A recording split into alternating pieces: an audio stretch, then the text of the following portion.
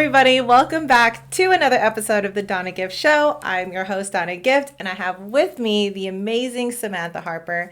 Goes by Sam Harper. Yes. You know what's funny? And this is a random story that I'm going to share with you. Dylan's ex is Samantha Harper. No way. Yeah. And so when I was like, Sam's coming over. We're going to do an interview. He's like, Sam? he's like, well, that's weird. Yeah, he's like, that's a little weird. When did you connect with her? And I was like, at KOA, and he's like, Sam, the other Sam. He's like, not my ex. You're like, yeah, we're sister wives now. Yeah, all of a sudden, and Yeah, I was like, yeah, we bonded over the trauma that you caused her. Okay, anyways, guys, sorry, that was went on a tangent. So let me introduce you guys to Samantha Harper. She is a highly regarded executive conscious leadership coach who uses sound healing to help high performance leaders increase their efficiency and impact through her creative approach to deep coaching, utilizing a trauma-informed approach to healing and development. So she holds a master's degree in professional counseling with over 20,000 hours. Holy shit. When you sent that to me, I was like, 20,000 hours? That's a lot. Yeah. Experience in a clinical setting. Mm-hmm. So she's very smart. Oh, very smart. Her areas of expertise include expressive conscious leadership, expressive art therapy, and trauma, which I do want to talk to you about your whole art journey as well. Mm-hmm. She's walked with thousands of people on their transformational journey towards developing their inner awareness, honing their authentic vibrational signatures, building deeper emotional intelligence, and enhancing their conscious development, all yielding measurable results and sustainable change. Mm-hmm. Her passion for human potential is evident in her commitment to her clients and their success. She's worked with CEOs, the top dogs, executives at a state and federal levels, as well as high-performing entrepreneurs. When you sent that to me, I did have a question. Do you coach like in a group setting, like entire corporate businesses, or is it more the CEO, individuals? Yeah.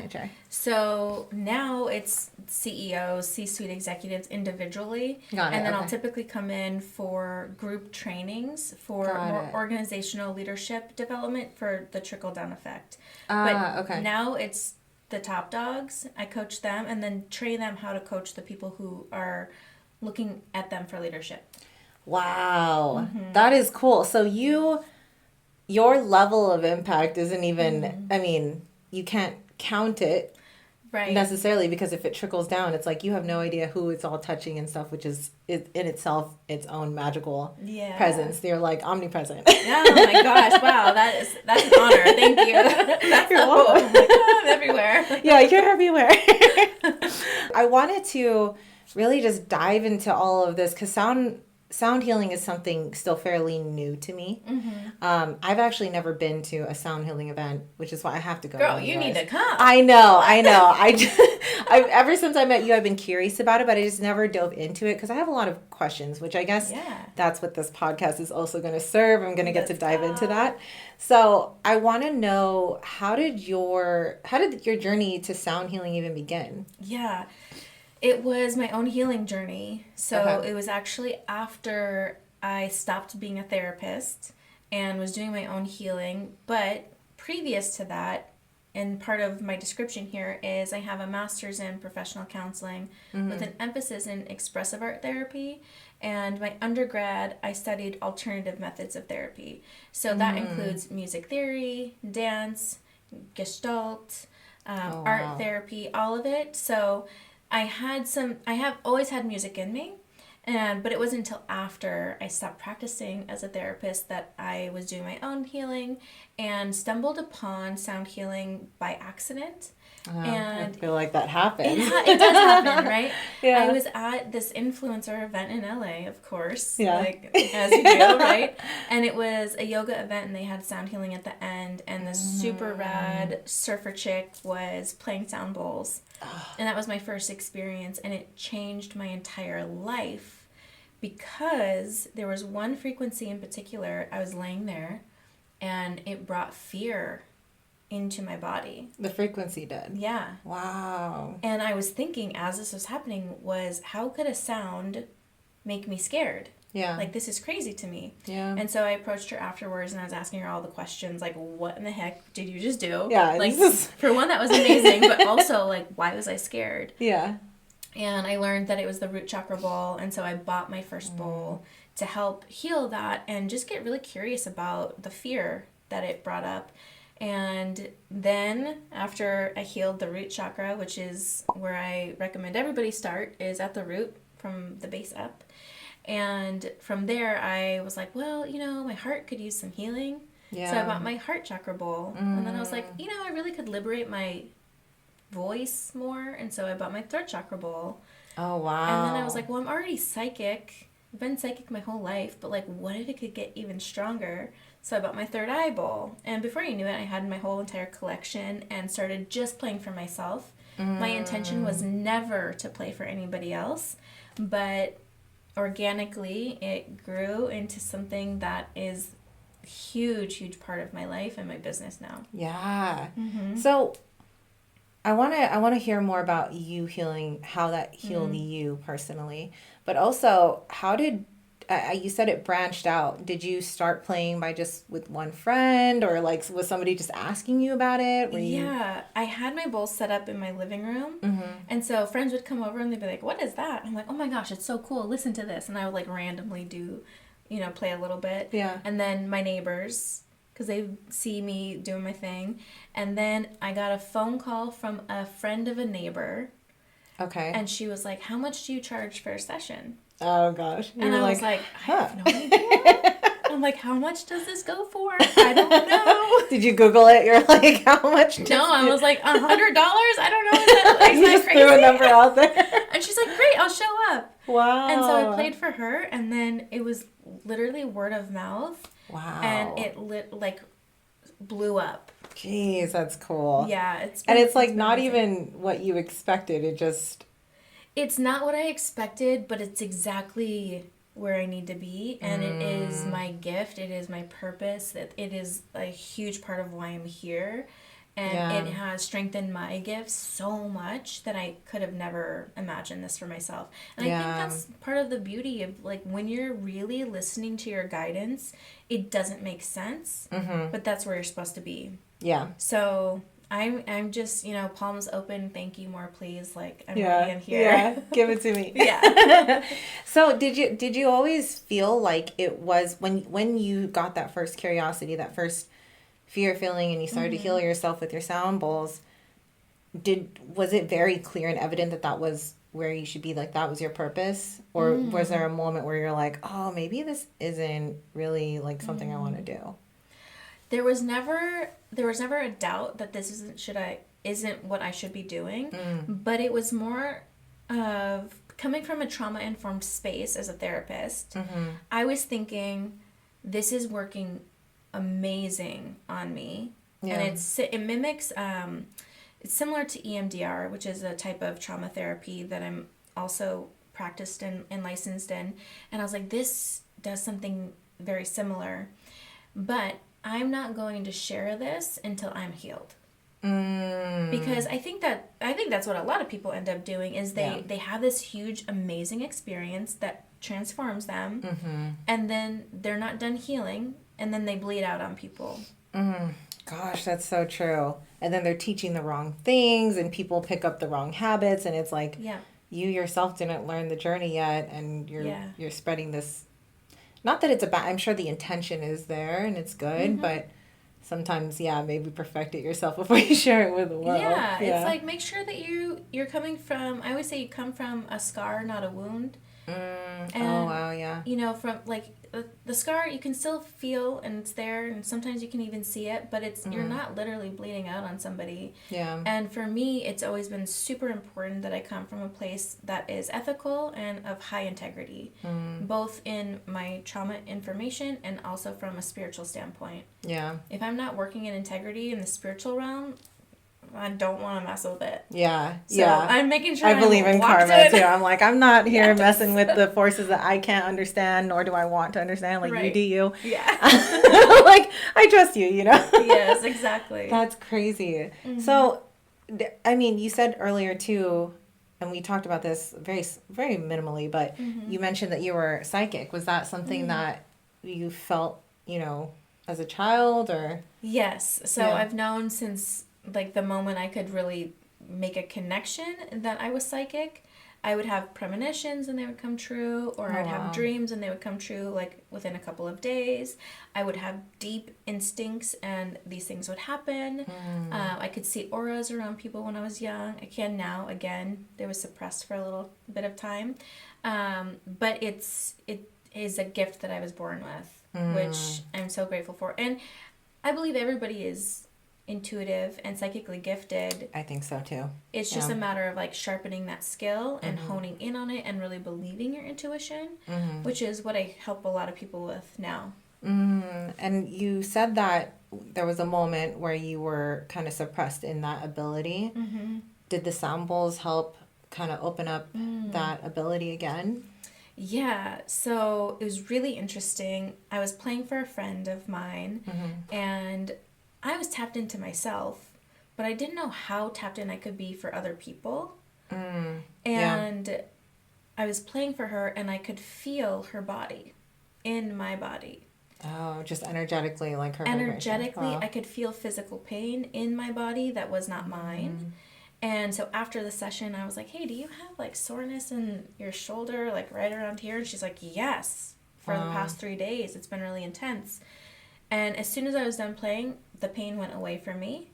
Wow. And that's when I knew. I was like, oh, that wasn't mine, but I was feeling her. And so then just, it's a numbers game. Like the more you do it, the more you're in tune. Yeah. And so now I literally feel people's energy, feel physical pain. I know when illness is coming in. And that can be hard sometimes to deliver that news to people. I was gonna say, do you deliver the news, or is there some things that you feel so strongly and won't necessarily say it because it might alter? Because like if you know the future, then like would you want to tell somebody? So I guess it just depends. Yeah, this is how it kind of works for me anyway. Is I am not the gatekeeper of the information. The way that I work is I open up to source and I ask to be a vessel of the information. So when I channel through, it's not me deciding what needs to be told. It's what is given to me. Got it. To deliver. Okay. And so I'll always say, like, I'm not a medical doctor. Like, beforehand, get a little yourself full checked. disclosure. This is just what I'm feeling. And also, like, this is not me speaking. This is just what's channeled through. So if it lands, great. If not, throw it out. Like, no harm, no foul. I'm not hurt by it. Yeah. I'm not taking it personal. But also, this is information that maybe you could use. And so I always deliver. The only time that I don't deliver information is if I get it and then I check in. Sometimes the guides will say, don't give it to them. They need to learn the lesson. Oh. And so I'll tell them Is that just like a gut feeling that you kind of instinctually know? It's a message. It's a clairvoyance, a clairaudience. Sometimes I'll hear the message.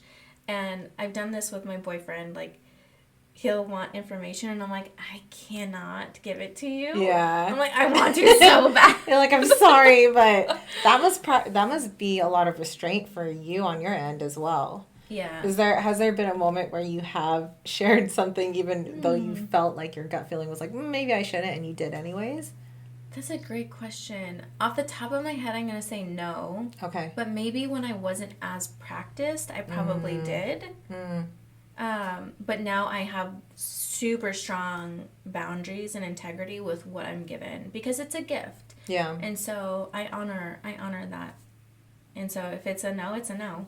Good. They'll be like, come back later and we'll check in again. But like right now I can't tell you. Yeah.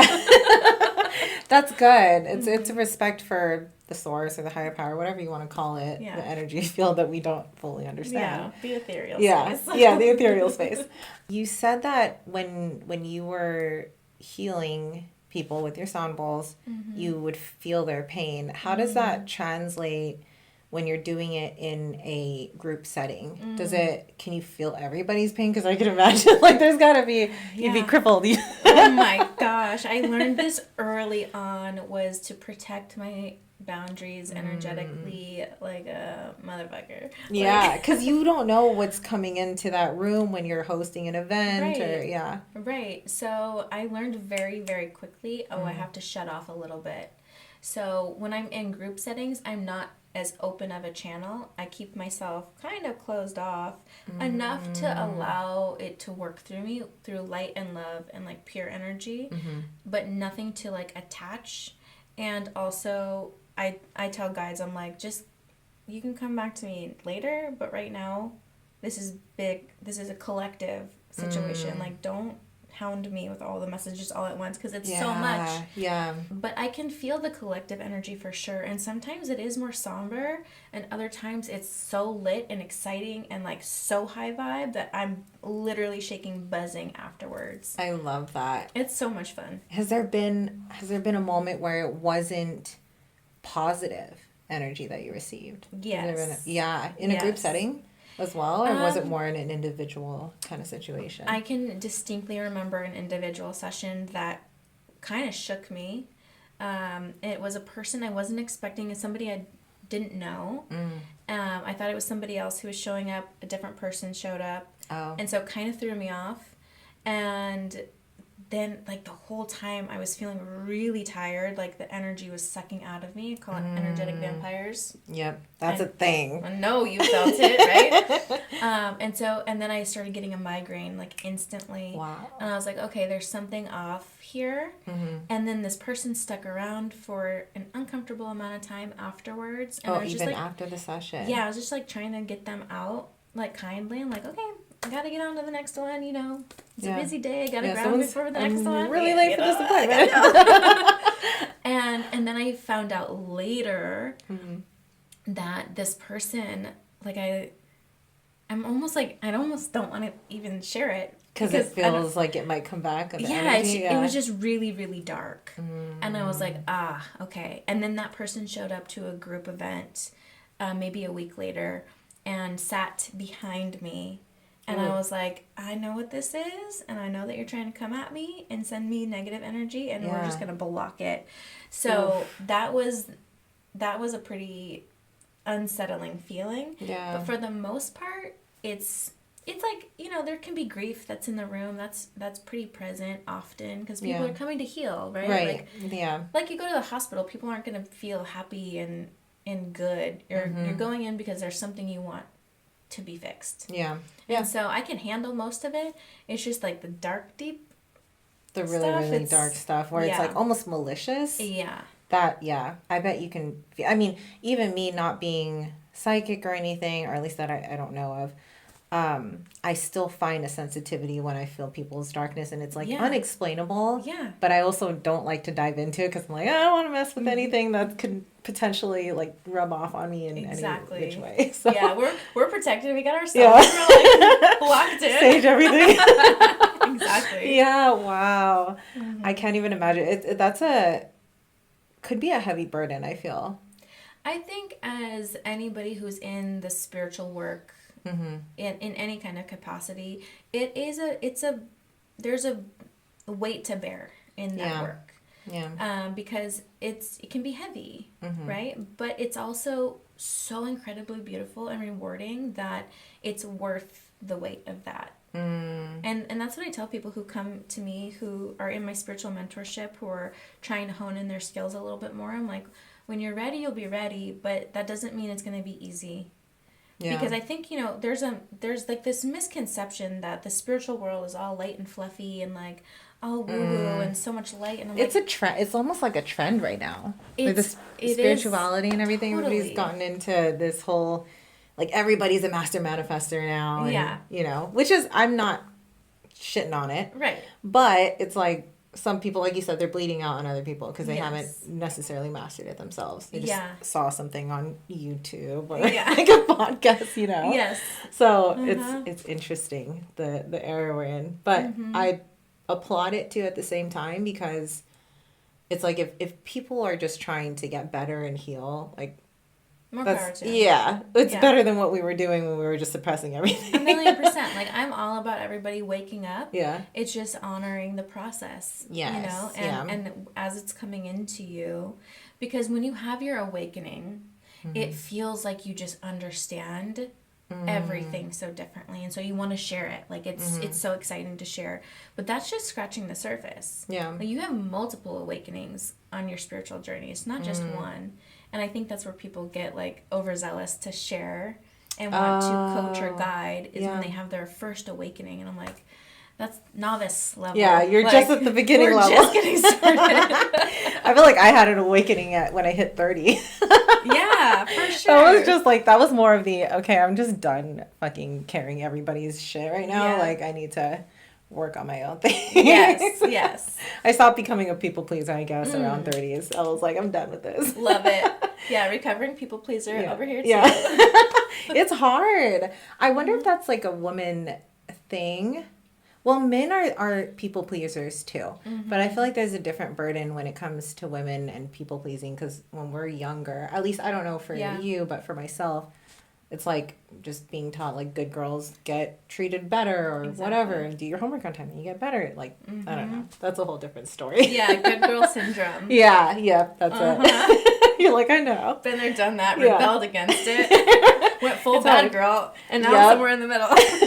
You have to like play around with the pendulum here. Like, you're really good? Okay, great. Go bad really quick. Exactly. I want to go back into I guess just sound healing and that healing space. It's not a traditional space, right? It's just becoming more popular, at least on my end. I'm just now becoming aware of more holistic approaches of healing. Yeah. Do you think that it was almost intentional for the world to like suppress this type of healing because it's not as money hungry as like the doctors, or how they subscribe pills for everything? I feel like this segment of healing has been muted on some level. I completely agree. Yeah. Sound healing is an ancient form of healing. Yeah. And because of that, as we know, all of us know, that the things that are the most potent in healing, like plant medicines, sound frequency, we are energetic beings. The things that are going to help us, that come from nature, that come from this natural world, have been stripped away from us because of big corporations. Yeah. And so, of course, yes, I think it was suppressed and hidden, or been taught that it was the devil, or like, you can't do that because that's like bad. Marijuana too, like weed. The longest time I was told that anybody who smokes weed is lazy, that they're just bums, and that's the beginning step of them becoming drug dealers, and like I'm like, really, that's the first step of how I become a drug dealer? Like, hold on. Yeah, hold on. Rewind it, please, because I don't understand the correlation. Right, exactly. But yeah, it's crazy that's the agenda. So there's a lot of evils in the world that I think we're just kind of scratching the surface of that. And I think that, kind of to bounce back to what we were saying about everybody being on this trend of spirituality, it's amazing, actually. Yeah. Yes, there's a lot of, I call it like spiritual bypassing, spiritual gaslighting, of like these people who think that they know everything about the spiritual world, and that can be toxic in and of itself too. Yeah. But because more people are waking up to alternative methods of healing and modalities, it has offered up such a vast array of opportunity to lean in. And so it's more acceptable now. So people are now in Canada, there's just a research just landed and approved psilocybin therapy and MDMA to help with PTSD. And so like things like they're finally being approved, and that's what's been suppressed from us for so long. And now I think we as a society and a culture are just sick of it. And I think that honestly it was like one of the blessings during 2020, during the pandemic, is that people couldn't run away from themselves. And that's when my business blew up. That's when my sound healing business really took off, because people are like, I can't get away from my own thoughts, and what was working for me before is no longer working. I need something real. Yeah, because we distracted ourselves a lot before 2020. So much. I was definitely a zombie. Yeah. Like my day-to-day was just I don't even really remember thinking of my thoughts. Like Wow. I was just so brain dead. And then when 2020 hit, I'm like, okay, what do I enjoy doing since I have all this time? And that started opening up the gates. I'm like, oh my God. And there was a moment I even remember thinking that I had ADD because my mind was like, I was just opening the doors and I was like, oh, thinking of all these different things all at once. I'm like, I have ADD. Like, I was like, this must be it. Right. And I actually went to go and get medicine prescribed. Took that. Didn't feel good at all. And so that's when I started smoking. Yeah. And like researching mushrooms. Yeah. And I'm like, I feel better. Like I feel like myself, and if anything, more creative juices are flowing. Completely creative. When you are in energetic alignment with your body, from the natural resources that are here to provide for us, like Mother Earth is here to help us. Yep.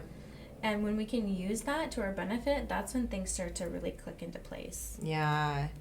How do you have a suggestion for somebody who is kind of still in the humdrum of their daily lives? Do you think sound healing is a good entrance into that holistic healing? Yes, and I'll tell you exactly why. So a lot of people will recommend meditation, right? And I don't know about you, but when I first started meditating, I'll sit for like 2 seconds and I'm like, oh, I'm done. Yeah, same. Oh my gosh, to sit still for that long I was not having it when I first started. No way. And so this is a really beautiful modality that is so gentle and beautiful. Like you just lay there and you listen to beautiful sound. Yeah. And it drops you into a theta wave, which is a deeply meditative state. So you don't have to think about it. You literally just lay there and it does it for you. Wow. And then the moment that your mind starts to get crazy and like bounce all around, another frequency will chime in and it brings you right back. Oh, it's almost like a pattern interrupt to not allow yourself those random racing thoughts. Yes. Oh, that's cool. And I always say you cannot bullshit the bowls. So just when you think you're like, I'm healed, I'm good, I'm in alignment. Yeah. The bowls, if you're out of alignment, will literally shake you to your surface and bring things forward that you didn't know were there. It's kind of like extracting. Yes. That, wow. It's like sifting for gold, right? So you have to drum up all the dirt and it shakes you and then you have this beautiful gold. But in the meantime, you're like, oh no, I'm good. And the bowls are you sure? Yeah. Let me shake you up. I'm going to tell you. I'll tell you if you're good. Exactly. And so that's when you'll have these beautiful somatic releases and tears or laughter or like aha moments. Yeah. And it's so beautiful because you don't have to do anything. You don't have to effort your way through it. It literally does it for you. That sounds so much more peaceful. There are moments where I still struggle to get into meditation. But hearing music and just with the right headphones that actually cancel out, that helps. Would you say that that's if they can't go to one of your events or something, does it do the same thing to your body putting headphones in? Yes, it does. It does. Yeah. Okay. So I have an online platform. It's called the Sound Vault. It's a membership. So, and I developed this because I would go to retreats where people would come see me and then they'd go back home to wherever, Boise, Idaho, or in the middle of Wyoming, and they're like, I don't have a sound healer here. Yeah. And so I was like, let me give you access because that's the goal, is everybody have access to this beautiful modality. Omnipresent. And so, omnipresent. Thank you. There we are again. I love it. So, and I've had people who are, die-hard members, and they use it with their kids now to help them with sleeping, waking up in the morning, all the things. But their feedback has been, it feels as if I'm in the room with you. And so we're doing something right. Yeah. Wow. That's cool. Which brings me to my next question about music. Is there, from your professional opinion, is there a difference in vibration when it comes to our popular songs that we hear? Like hip hop and pop and country blues and all of that? Yeah. There is. Okay. Of course there is. So there's a lot out there. There's a bunch of conspiracy theories about it too. So Yeah. if you want to deep dive into that, The whole feel Travis free, Scott thing. go That's a whole different thing. Oh yeah, that's a whole nother one. But like the 808s, right? So that frequency, if you do the history, if you look at the history of that frequency, it was literally put into airstreams to distract people away from their inner vibration. Oh, wow. So this goes back decades. Holy shit. And this is the way big corporations are like, let us pull you away from yourself and pay attention to what I'm doing over here. So it's a distraction, right? Yeah. And it still you feel it deeply in your body, but it's not a true frequency that resonates in the body. So each chakra has its own frequency. You're not going to find 808 in the body. At all. Wow. You're not going to find it in nature. So 808 is a frequency that they keep consistent in most songs? Yeah, like those deep beats. Like the reverb stuff? Yeah, like when a beat drops. Yeah. Those, like, we get hype on them. Yeah. It's the same, it's like a tranquilizer. Wow. Yeah. Does hip hop have a low vibration for people? I'm gonna get hate on this for sure. I love hip hop. I love. I do too. Look. I always say I'm kind of hippie, kind of hood. Yeah, and that is so I love true. That. It's so true.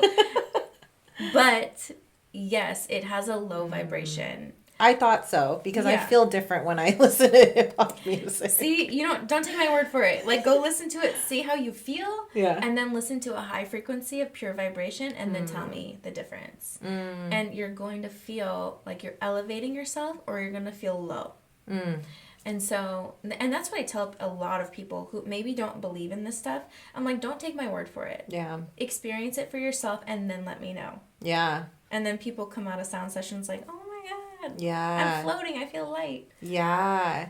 I mean, you think about all the people who go to these concerts and like violence breaks out and really depending on the type of music, it can move nations. Right. And I can see how this is the parasitic global elite. This is me going to my conspiracy theories now.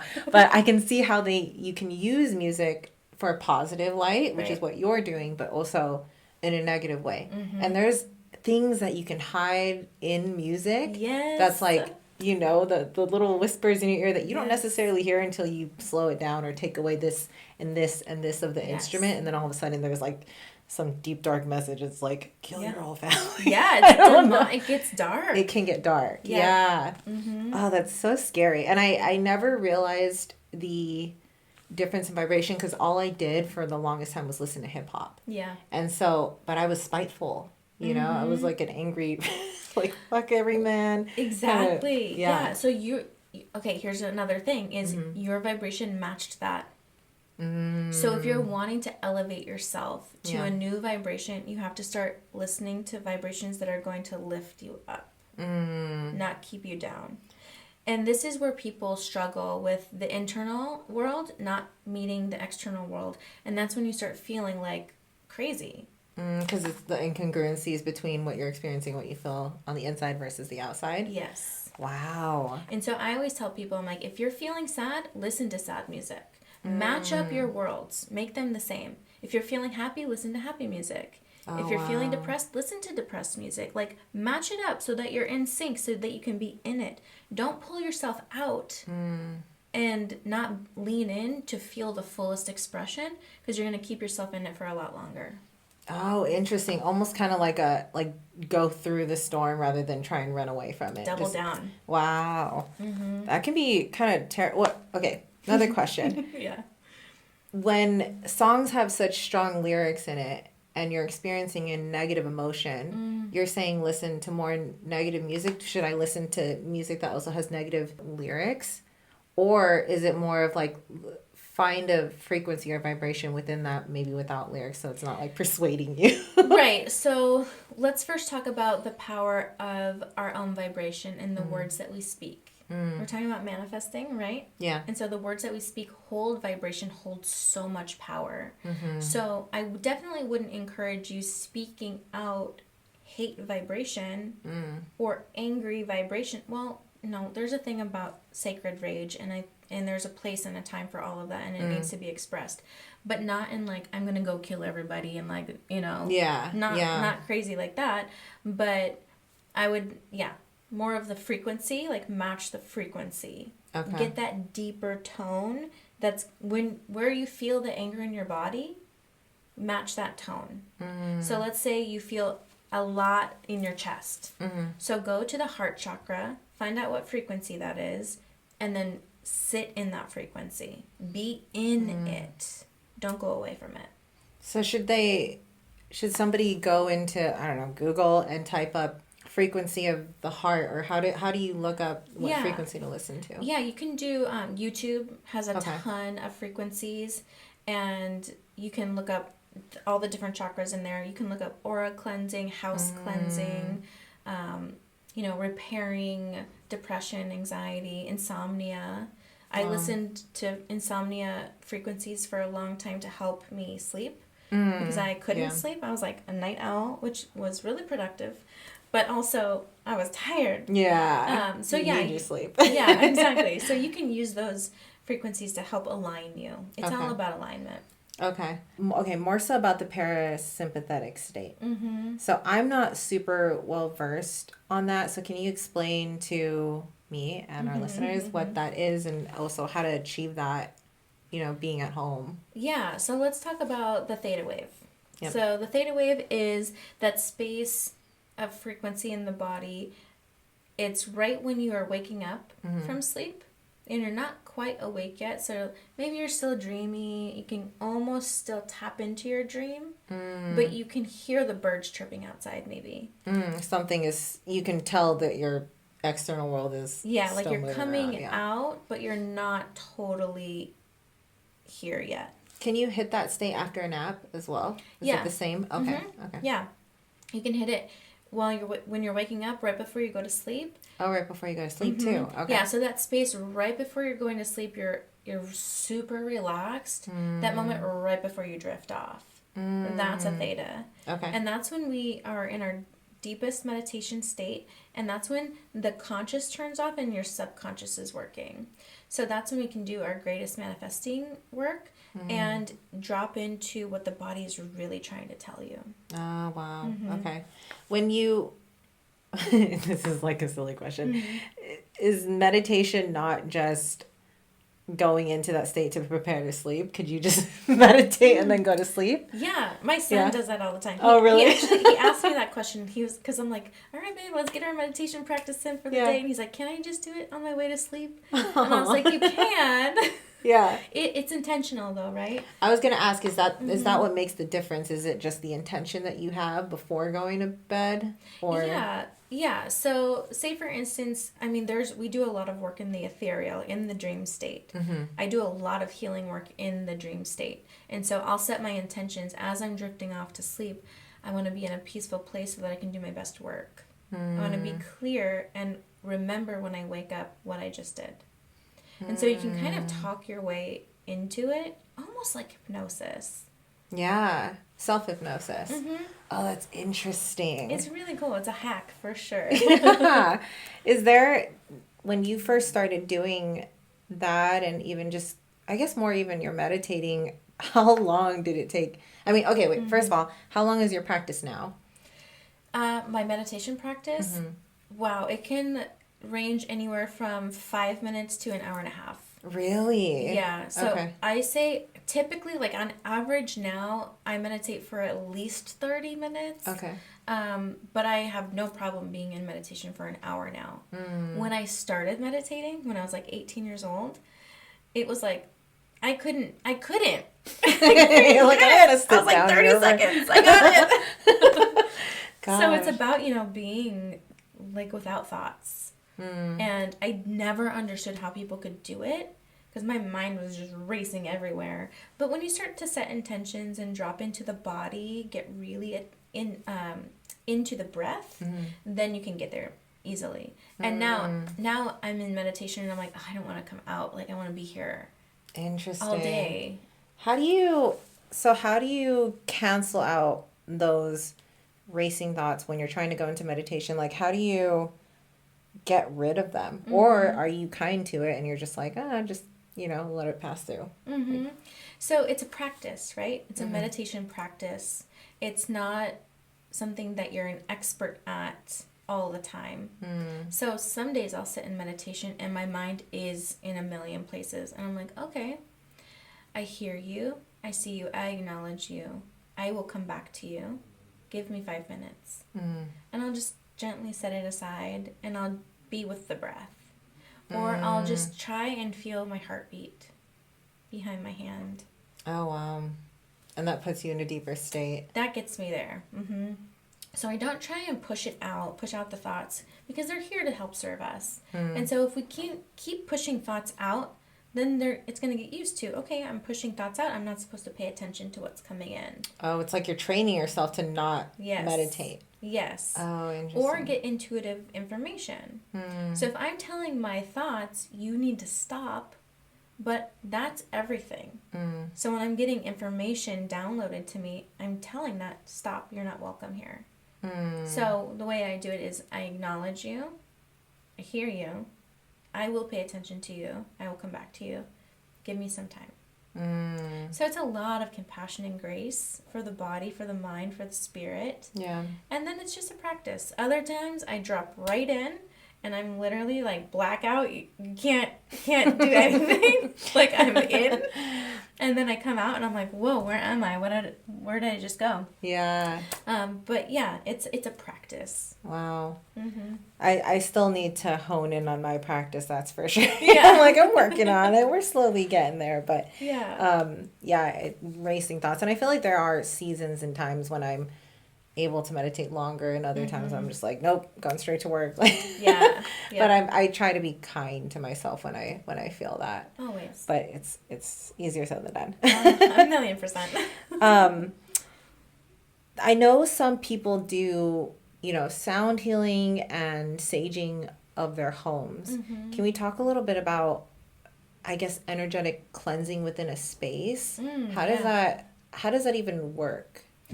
So you can walk into a room without people and you can feel the energy, right? It's like a leftover. Yeah. Or even if you go into a haunted house, feel it. Yeah. Right. And so energy is so real. It's so potent. It's visceral. You feel it on your body because we are energetic beings. All of this is energy around us. Yeah. We are no different than this. Yeah. Than this. We're all made up of the same things. It's just we operate differently. So when we're cleansing, everything is a living experience. And so honoring those things and asking for energy to move out. I always like to do corners of rooms, the spaces that we might forget about. And the same with the body is we need to clear out spaces that we forget about and get in touch with places in the body that we might not always pay attention to. People like to gravitate towards the heart, the stomach, the third eye, the head, right? Yeah. But where are some other places in the body that maybe you're not paying attention to?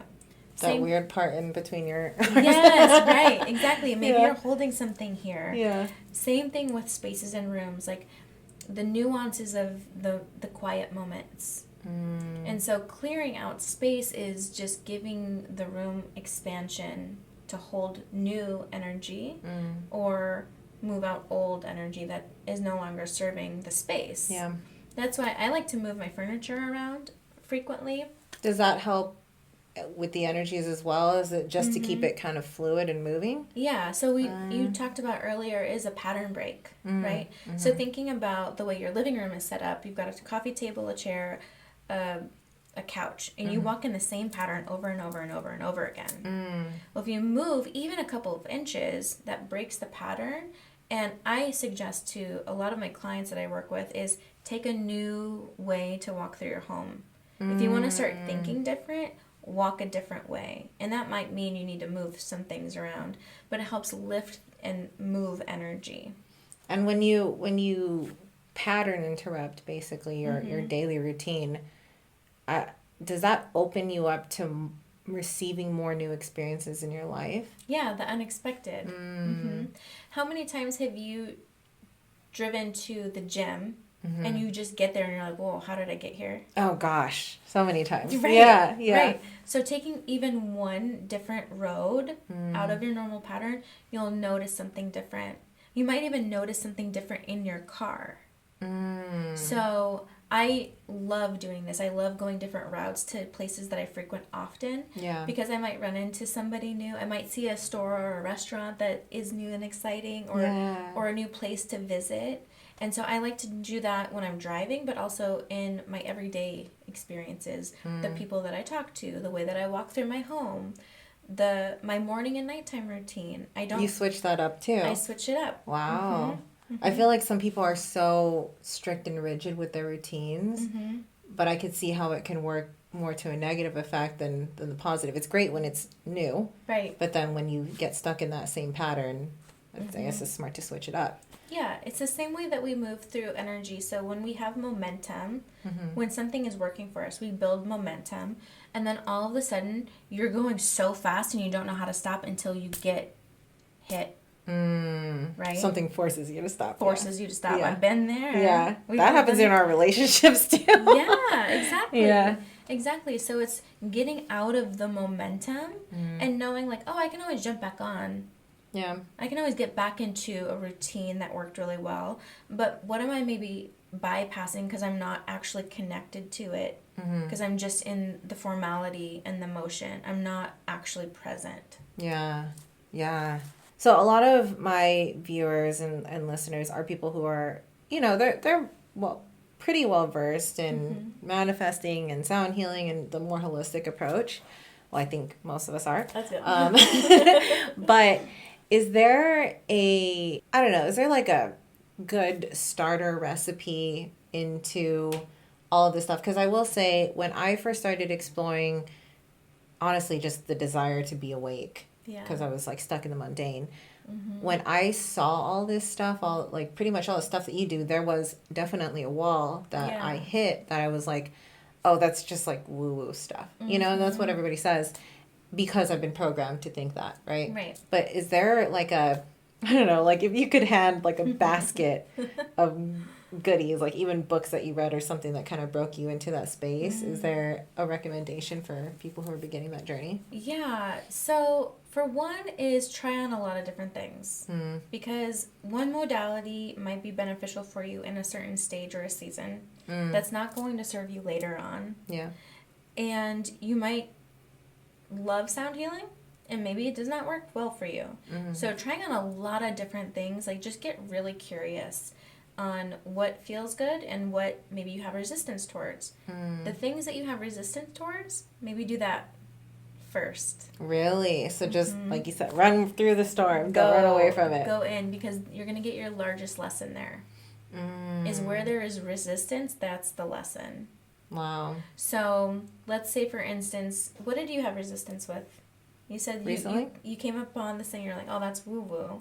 What was that thing for you? It was more of just I honestly didn't know how much weight or power our words really held. And just, speaking positive. Like, so I've always been a very positive person. Yeah. But I also had a very traumatic past. And so the way I dealt with my life was through comedy.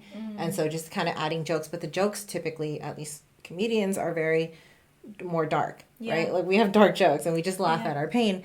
But I didn't realize that the speaking upon it had that much weight. So that's kind of where I put a stop on it. I'm like, well, I'm a positive thinker and I say things like, primarily positive, but then my jokes about myself are not positive. It is speaking to my negative side. Right. So that's where I struggled with in the beginning.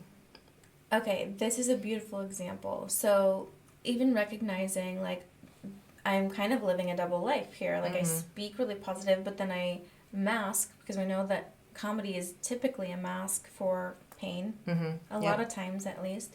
And I'd say almost 100%. Yeah, right. It is what it is. Yeah. And I think that's why we commune over comedy, by the way, is because it's shared experiences through pain, and we just like to all wear that mask of, like, it's all good. Yeah, and it puts a little bit of a light to the darker stuff. Yeah, exactly. So that there's a point of resistance of matching them up. And that's where you probably learned a lot about yourself. Yeah. And so there's large lessons there. So not everybody is going to make it through that, though.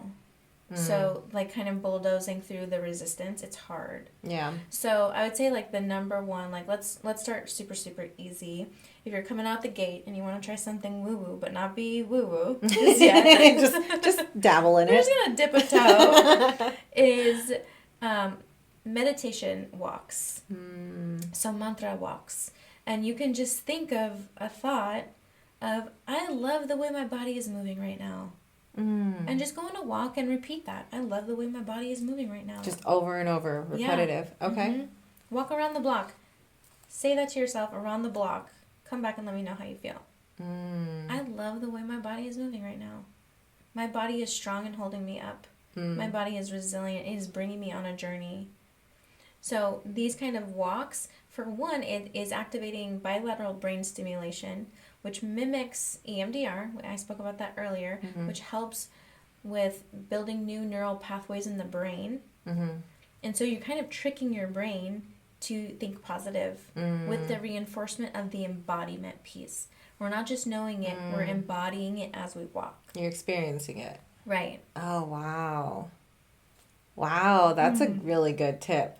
And that's easy for people who are just beginning their journey. It might sound weird to you and yourself in your head, but again, that's your own story that you create in your head. Like, who thinks it's weird? Literally no one. And you're in your head saying it over and over. Right, like, exactly. Until you're like really crazy like me, and then I'm like, I love the way my body moves. And I'm like skipping and dancing and doing all the things on the canal. People are like, this bitch is crazy. It's like, whatever. I might look like a crackhead, but I'm on the crack of life. I feel good. That's crazy. Yeah. I mean, I'm kind of the same way. I feel like the more I am awakening, the more comfortable I'm able to express freely like that. Be yourself. Because, like, nothing else really can hurt you. Nope. It's crazy. It's almost like a force field that gets built upon around you. Yes. When you start to explore that and feel that confidence in you. So. When you know yourself so deeply, nobody can strip that away from you. That is your superpower. Knowing yourself is your superpower. Yeah. I feel like that also has to just come into building confidence and all of that.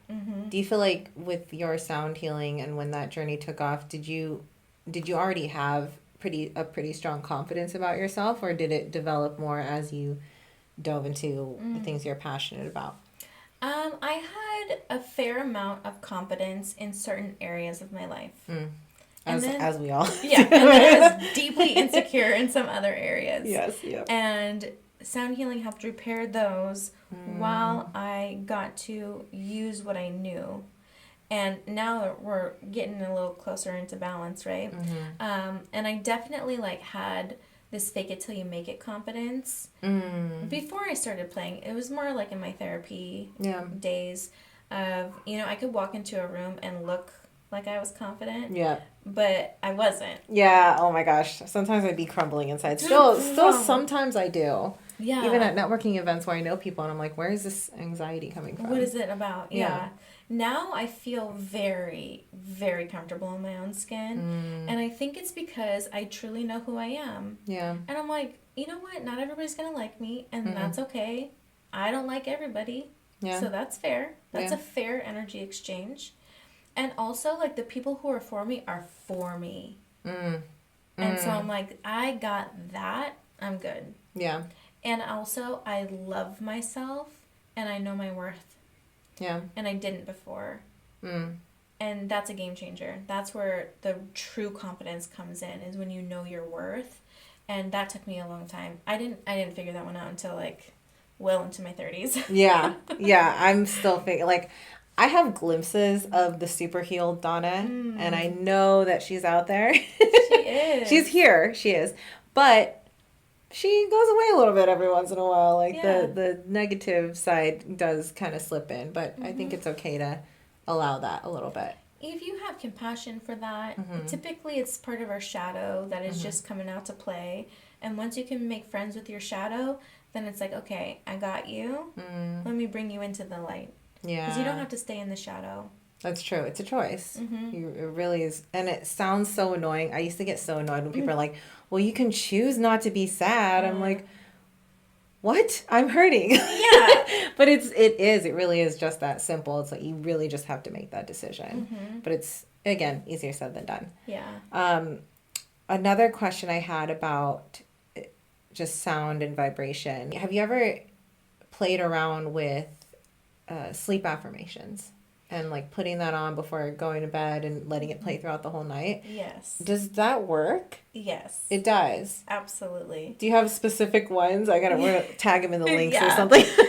There's one that I listened to for probably on and off for like 3 months at a time, and then I'd go to a different one, and I'd always come back to this one. It was about abundance, generally, and then love and prosperity. And it was when I wish I could make this up. I can't even make this up. That's when everything started switching for me financially. Oh, wow. It was a game changer. And that's when I started attracting people into my life, not only just romantically, but friendships that were beautiful and loving. Whereas before, maybe the friendships were maybe a little bit more catty or envious or jealous. You know how those ones are. Like younger years when you don't know who you are. Yeah.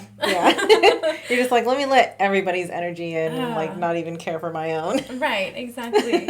But then my life just really did get so much more abundant, and I listened to it every single night. You still do? I don't right now. Yeah. Because I'm in frequency all day. Oh, yeah. And so I need to give my body a little bit of a rest. Because there's elevations and awakenings in using frequency too. And so you have to let your body integrate before you tack on more. So I have to let my body rest sometimes now. But yeah, I have a ton of different frequencies I can share with you to drop in the comments. You got to do it. It's amazing. Okay. And then, I started to do it, but it has, I haven't been consistent with it, I'll say. Yeah, consistency I think is really important because it's rewiring neurons in the brain. And so you've got to give it time to like work its way over. You can't just expect like, oh, I listened to this 3 times and poof, I'm there. I think that's my fatal flaw. It's like I can get through this 10 times faster than the average human being. It's like that is not the case. You are human. This is your human structure. Yeah. Be mindful. Right.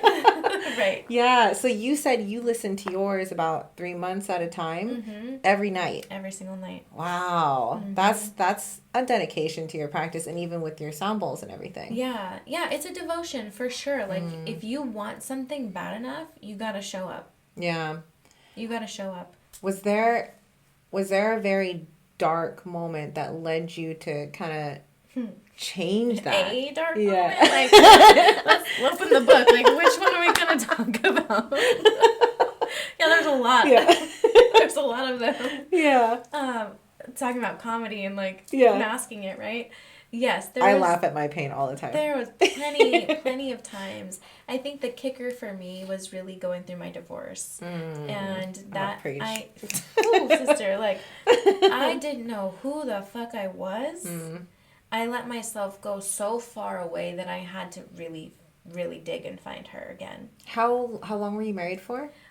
Technically 7 years. The last year was all, we were separating, going through the divorce. Yeah. So I'll say 6 years, but I mean, we could argue that too. Like, was I really in a marriage for that long? I don't know. Like, it was, we were divorced for a reason. Yeah, I get that. I totally get that. Yeah. Gosh. Okay, so that, would you say, was kind of more of the defining moment that caused you to really take radical action?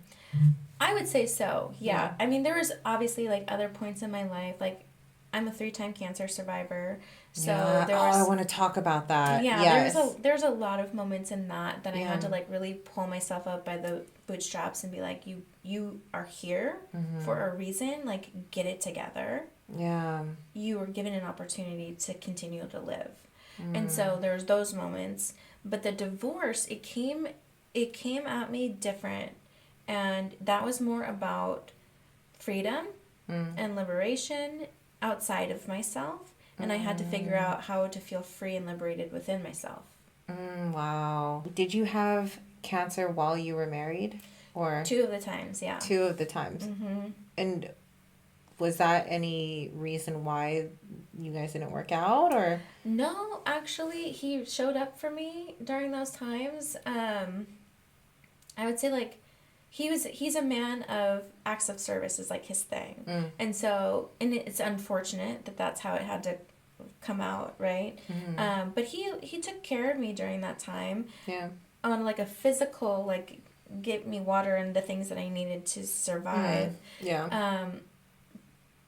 But emotionally it wasn't there. So, but also I think I got cancer because I was in that marriage. Oh, wow. Just the stress. Yeah. Yes. So my first cancer was when I was 20 on my neck, and melanoma, stage 3C, had a 20% chance of living. 20%. Crazy. Wow. Yeah, it was really crazy. I thought that was the end. And then I survived. And then it wasn't until 10 years later that I got my second diagnosis of melanoma again. But it was stage 1 this time. And then a month later, I got my third diagnosis of a different type of cancer, completely unrelated. But that one was also like tucked in behind my jaw. And if we're talking about frequency and energetics, and when you're not releasing energy and you're storing it in the body, you will end up ill. Yeah. And I didn't ever speak up for myself in the marriage. And what do you know? That one was on my neck.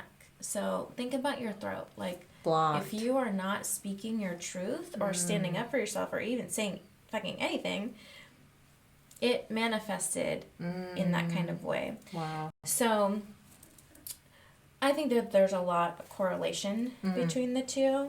And it definitely opened my eyes to what was really important. When you're up close to mortality, everything changes. Yeah, I can't even imagine. And 3 times. Yeah.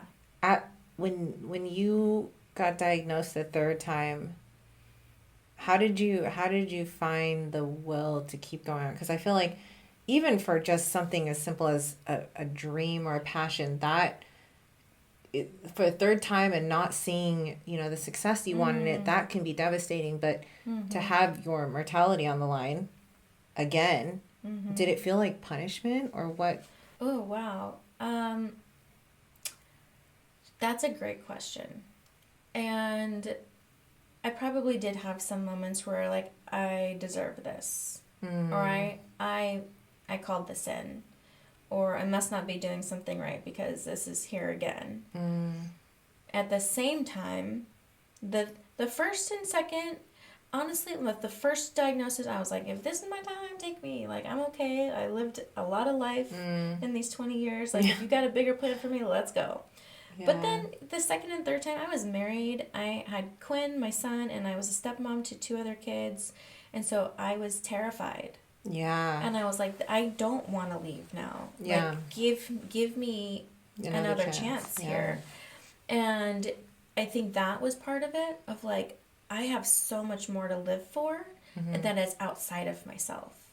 And Quinn, he's just my savior of everything. He's my best teacher. He is my world. How old is he now? He's almost 10. Wow. Yeah, he's the best. He's a mini me, like, to a T. Bless his little heart. Is he psychic too? Oh, yeah. Really? Oh, my God, yes. When he was a baby, did he, like, show signs, or did you guys have conversations about that? Yes. That's so cool. Yes, it was so cool. When he was 2, he talked early. When he was 2, he told me we're driving. He always tells me things when we're driving. He's like, Mommy, you scared me. And I was like, what did I do? Oh, my God.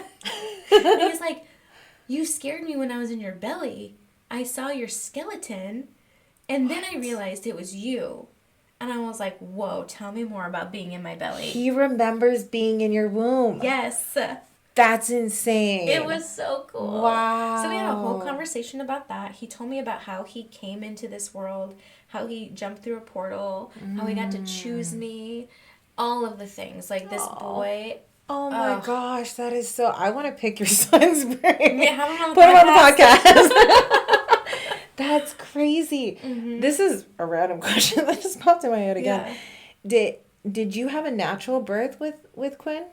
Emergency C-section. Emergency C-section. Mm-hmm. Okay. So that didn't block him or anything, because I know that they had to put you under medication and stuff. Oh yeah. Right? But that didn't prevent him from being able to access his psychic abilities. This kid is powerful. Wow. Yeah. Okay. I was curious because Joey and Brittany just had a pregnancy and just had a baby. And yeah, she did a natural birth, and I was always curious to know if that would, stunt them from being able to access that. Yeah. But I mean, your son is an example of that Yeah. he's still able to tap in. Totally. Yeah. Totally. When he was 3, again, we were driving, and he said, Mommy, we have 3 eyes. And I wasn't talking about this stuff around him. And I was like, what do you mean? And he's like, we have these 2, and then we have this one. Wow. And I, put my mirror down to see him. And I was like, you're right, but how do you know that? And the next sentence is the one that really got me. He said, I was sent here to be your spirit guide. Oh my God. I literally pulled the car over, and I got out of the car, and I was like, what? Oh my God. I was like, of course you are. That is so cool. Yeah. Do you think I was having this conversation with a friend of mine, and she was saying that her mom is not her mom. That she understood, or she went through one of her past life regressions, and that she understood that her mom, even given all the trauma and stuff that she's helping to heal, her generational trauma and stuff. Yeah. She was saying her mom is not her mom, that she's not her mom, and that that she chose her. Same thing like Quinn was telling you. Do you believe that we're just eternal beings, and we get sent back down here to earth? Yeah, absolutely. I feel very similar in that way. It was probably 7 years ago or so that I spoke out loud for the first time what I felt inside. And I was like, I am an orphan here. My dad did pass away. I don't have a connection with my mom anymore. But that was the first, that felt so true for me. I was like, wow, I was legitimately an orphan. I had people who brought me into this life. But they're not my parents. And in fact, I was parenting them. And then yes, past life regression, I know where I've been. This is not my first rodeo here. And Quinn and I have done past life regressions together. Quinn has done one too. Yeah. Oh, that's so cool. Yeah, he told me, he was like, I remember you from Egypt. And I was like, let's sit down and talk about it. Really? Mm-hmm. So you're both familiar souls. You knew each other in the past life too. We've had many lifetimes together. Oh, I love that. Do you think, I don't know if this is a weird question, but do you think that because you are familiar souls and you probably weren't mother and son, I'm assuming, right? Because we can be born into 2 different bodies. You could could you be lovers converted into mother and son, converted into grandma, grandpa? I mean, any combo, any really? Combination. So that could even be friends too. Friends, companions, cousins, mother, daughter, brother, sister, brother, lovers, all of the things, husband and wife, all of it, twins. In this one particular past life that we dropped in together with, so I've known for a very long time that I was Cleopatra in past life. Oh, wow. And that's been a really powerful archetype for me. I've been so connected to her. I was her. I know the truth of her. Yeah.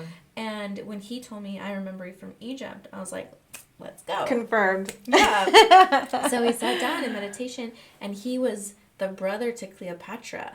Wow. And he was the silent protector of her, which is, in this lifetime, he is my son, but I'm sure when he gets older, he will describe it differently.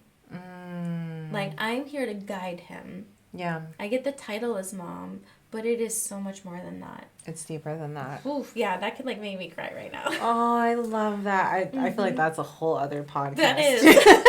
I don't even know where I went with this. It started with sound healing, but now we're getting into the deeper stuff. Yeah, that's what I love about the beauty of just having a flowing conversation. Because, I mean, probably half of these questions I haven't even asked, and we're already, at the hour? Yeah.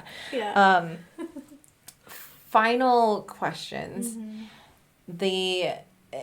I know you use substances sometimes to access different messages or whatever it is that your intention is at that time when you do that. Would you say, is there something that is a good way for people to kind of use that as a tool? I know mushrooms is great. Psilocybin is great. I love psilocybin. I use it only for medicine. I don't ever use psilocybin or any substance, any plant medicine of that matter, just to get high. Like I don't use it because I honor what its intention is for us too. And so psilocybin has been amazing in healing. Like I feel like I can heal a decade of trauma in a 4-hour hero dose. Now, when you say that, do you pair it with a certain practice, more meditation while you're experiencing it, or? Yeah. So, yes, I do. It's ceremony for me. Like, everything about it is sacred and very intentional. So, I don't go out and, like, party with it. I'm in usually, like, my home or a safe place. And we sage, we cleanse, we Palo Santo. We have the healing music, the Icaros that help, the tribal music that help bring back the remembering and the intelligence of the plants to help bring it forward. And you're making sure that you're on dieta, like your body is prepared and ready for it. So it's all done so incredibly intentional. And you drop into deep meditation, you set intentions for what you want to get out of the experience, and then you allow integration time after. So I don't just bounce back into life. Like, I give myself time to allow it to really sink in and honor the process and give myself time to self-soothe or just take time, because it's a lot.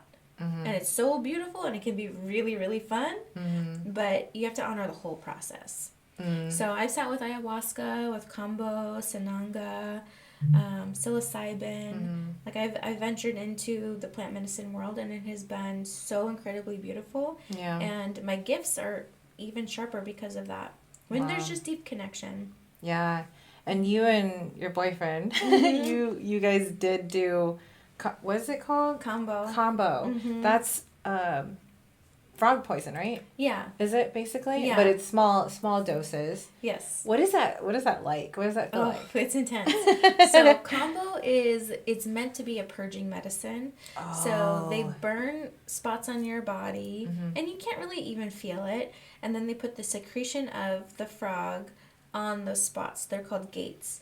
And it drops into your bloodstream, and within seconds. Gosh. Yeah, you feel heat come over your body, and then you feel like you're in the worst flu of your life.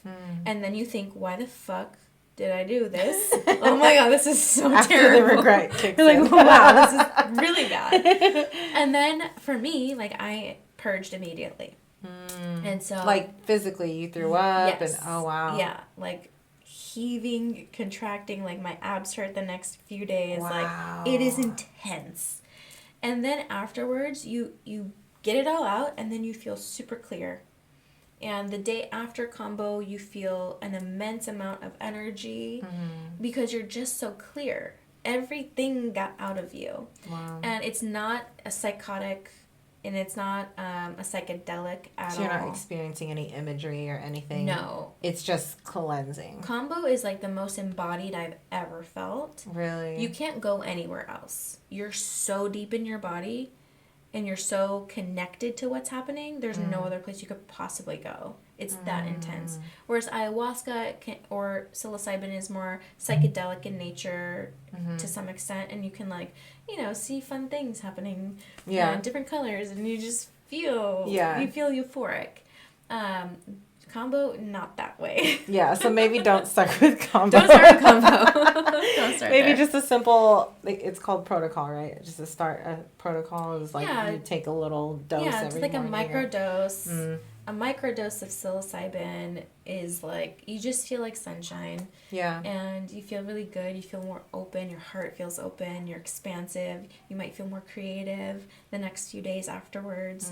And that's like the beauty of microdosing, is like you can use it and you're functioning. Yeah, and you're not clear. like, it sounds like we're, talking about drugs and just being high, but that is not the case. All. I did a protocol only for 2 weeks. Mm-hmm. Is that a good amount of time to do a protocol for 2 weeks?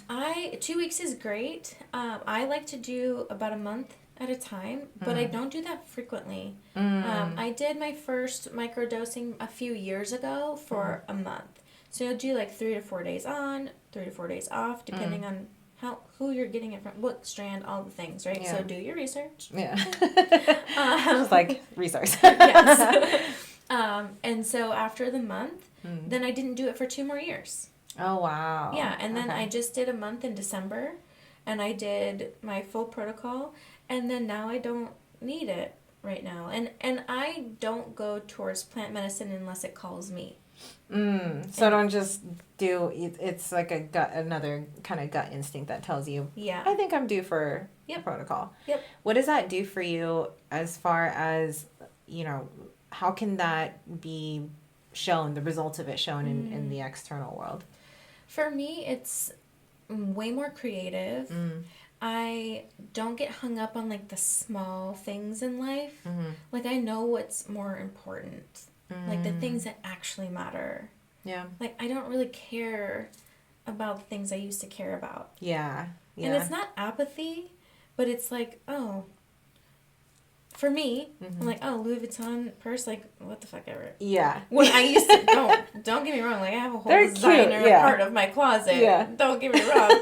But now I'm just like, that's not really giving me what I thought it was going to give me. Yeah. And it's not serving me in the way that I was expecting. And so now I'm just not, I don't gravitate towards that anymore. I like nice things. Yeah. But it's different. It's just different. Yeah. And I don't get so hung up on like road rage. Like that's not a thing anymore. Yeah. My last Heroes dose, so it was a bigger dose. I was like, why do I ever even stress? Like that is so ridiculous. I was like, I'm hurting my body by stressing? Yeah. Are you kidding? Yeah. I know that feeling. I'm like, what are you doing? Why is this bothering you? Yeah, so it gives you perspective. Yeah.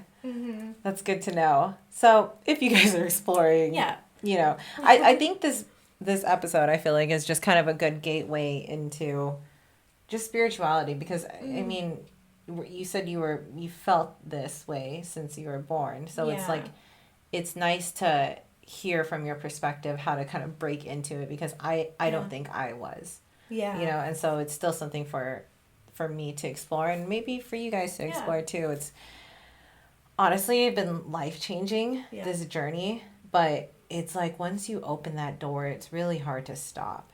And I can imagine your tools are like super sharpened at this point. It's pretty legit. Yeah. You're like, I'm a spiritual gangster.